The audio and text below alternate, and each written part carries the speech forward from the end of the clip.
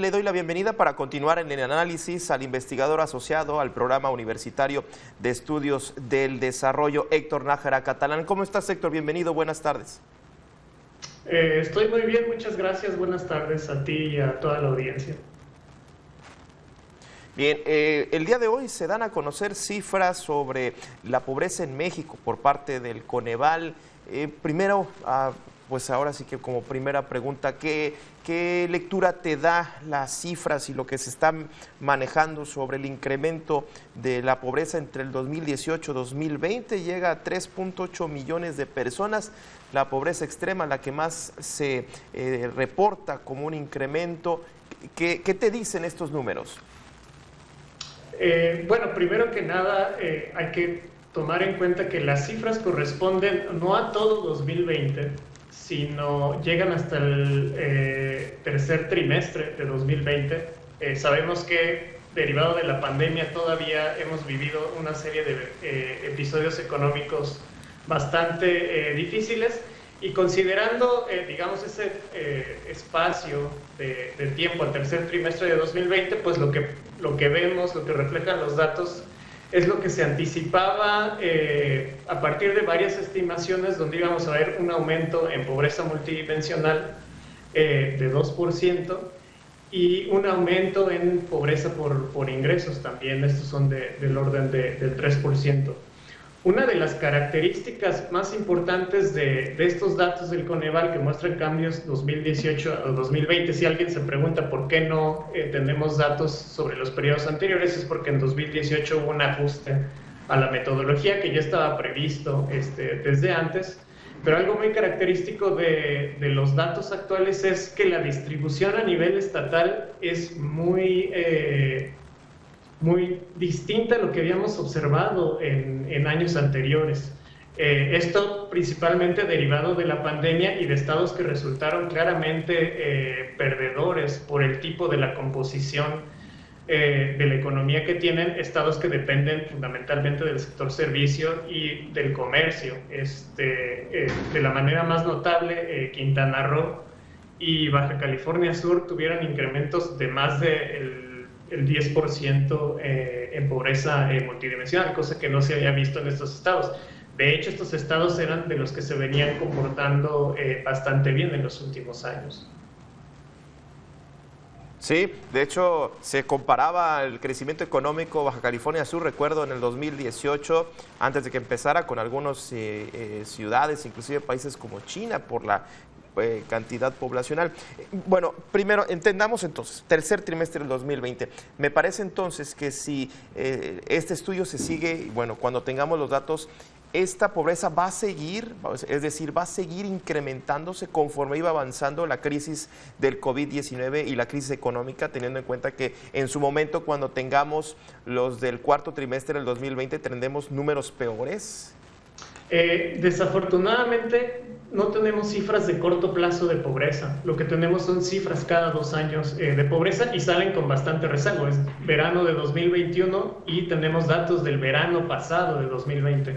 Lo que sí tenemos son datos del propio Coneval, que es una aproximación que hace a través de lo que le ocurre a los salarios y otras aproximaciones basadas en otras encuestas. Y lo que sabemos de estos ejercicios es que, si bien con la reapertura económica después del verano de 2020 hubo una desaceleración importante de la pobreza, tampoco se encontró mucha evidencia de que hubiera un efecto de rebote en el corto plazo, es decir, que comenzáramos a ver una recuperación de las cifras de pobreza, esto hacia finales de 2020, y en 2021 recordarán la gente que a finales del 2020 y a principios del 2021 hubo otra vez una serie de confinamientos que resultaron también en una depresión de la actividad económica, y que tienen un efecto principalmente en salarios y en acceso a la seguridad social, que son dos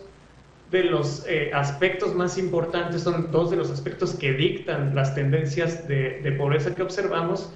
Y lo que sabemos con la información de finales de 2020 y lo que tenemos hasta 2021 es que muy difícilmente estaríamos hablando de niveles de pobreza a los niveles prepandemia, es decir, a los niveles 2018. Vaya. Oye, me gustaría también preguntarte, teniendo en cuenta esto, Héctor, estos números que estamos viendo, ¿se pueden traducir en el sentido de que los programas de atención a la pobreza del gobierno federal no están funcionando o quizás están mal enfocados, Héctor? En los últimos 10 años tenemos bastante evidencia, gracias al Coneval, sobre cuál es el efecto de las transferencias monetarias sobre pobreza y sobre desigualdad del ingreso también. Algo que sabemos es que, si bien hay mucho énfasis en las transferencias, el efecto que tienen sobre pobreza es bastante pequeño, es aproximadamente del 2%. Con los resultados que dio el Coneval hace unas horas, sabemos que el efecto es de 3 puntos porcentuales. Esto, si lo comparamos con la magnitud de la pobreza, que prácticamente aqueja a más del 40% de la población. Entonces es un efecto bastante pequeño el que tienen las transferencias. Muy difícilmente vemos en el mundo que este tipo de transferencias tiene grandes efectos sobre la pobreza. En realidad son otro tipo de medidas. Y algo que también es importante destacar sobre el tipo de política social que tenemos actualmente es que el gasto social en realidad no se ha incrementado sustancialmente con la nueva administración. Por tanto, tampoco habría que esperar demasiado en términos de lo que pudieran hacer los programas sociales. Sí tienen, digamos, un efecto pequeño, les decía, de 3 puntos porcentuales, pero en realidad es más bien el crecimiento del mercado de trabajo, la incorporación de personas a seguridad social, las mejoras en las políticas de infraestructura, de educación y de salud y de la provisión de estos servicios, las que sí tienen un efecto mucho más importante en términos de pobreza, pero desafortunadamente con los niveles de inversión, es decir, los niveles de gasto que se hace social en México en los últimos años, o décadas de hecho, es muy difícil que veamos cambios importantes en pobreza. Si uno observa lo que pasa en otros países, por ejemplo, con la Organización para la Cooperación y el Desarrollo Económico, lo que vemos es que México es de los que menos invierte y, por tanto, este tipo de resultados bastante desalentadores. Sí, sí, me llama la atención entonces que, por ejemplo, la cantidad que se le invierten a estos programas sociales, que son miles de millones de pesos, tengan un impacto tan pequeño, teniendo en cuenta todo el pedazo de pastel del presupuesto que se le está asignando, que es pues una cantidad importante, y que ya cuando uno ve reflejado, cuando uno trata de revisar los números, se ve reflejado eso, teniendo en cuenta que una de las frases del gobierno federal es primero los pobres, ¿no, Héctor? Sí, curiosamente, si comparamos qué tan buena es la distribución de los programas actuales con lo que teníamos en los paquetes anteriores, no hay grandes diferencias respecto a si son más pro pobre las distribuciones actuales. Es decir, si en términos relativos los recursos se dirigen mayormente a la población en situación de pobreza. De hecho, si uno compara lo que habíamos visto en los sexenios anteriores, la distribución era ligeramente mejor anteriormente. ¿Esto a qué se debe? Pues se debe a que los criterios con los que operan los programas pues están mejormente definidos. Uno de los criterios que utilizó la administración actual fue el criterio de marginación.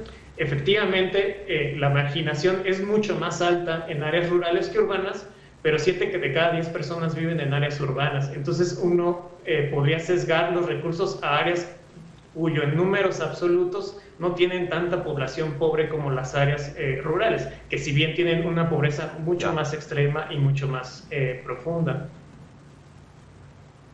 Ya. Y bueno, ya para cerrar, ¿qué se puede pronosticar para este cierre de año, teniendo en cuenta que, bueno, estos números los vamos a ver, bien dices, cada 2 años? Vemos ya una recuperación económica, vemos un semáforo epidemiológico que ya dijeron no vienen cierres, no vamos a impactar la economía de por sí como está, se vienen posibles regresos a clases y con ello pues una reactivación económica moderada. ¿Qué perspectiva tienes para este resto del 2021? Con la información macroeconómica del INEGI es muy claro que hay una recuperación bastante clara en distintos sectores. Esto lo que producirá es una recuperación de los salarios muy lenta y dolorosa, una recuperación también de las inscripciones de personas a los servicios, a seguridad social, y esto debería producir una reducción en estas tasas que estamos viendo de pobreza, pero no esperaríamos reducciones todavía suficientes para observar los niveles prepandemia de pobreza. Quizá en el 2023, cuando conozcamos los datos de 2022, lo que estaríamos observando, si todo permanece más o menos como ahora, con esta recuperación lenta de la economía, lo que tendríamos son cifras muy similares a las de 2018. Tendría que haber verdaderamente un gran cambio en términos de recursos y de política social para observar algo distinto. Sé que tengo que terminar, pero me gustaría hacerte esta última pregunta. ¿Se pudo haber evitado que tanta persona cayera en pobreza en los distintos niveles de la pobreza? ¿Sí se pudo haber evitado? La mejor manera de contestar esa pregunta es ver lo que pasó y comparar a México con lo que pasó con otros países. Si uno hace una lista y ordena los países de mayor a menor sistemas de rescate, sistemas de protección en el contexto de la pandemia, México fue de los que gastó menos. Entonces, digamos que sí se pudo haber hecho mucho más. Bueno, pues muchísimas gracias, Héctor, por esta charla. Me queda muy claro el análisis y obviamente para la gente que nos está viendo. Gracias, Héctor Nájera Catalán. Él es investigador asociado al Programa Universitario de Estudios del Desarrollo. Como siempre, gracias. Muchas gracias a ustedes. Buen día.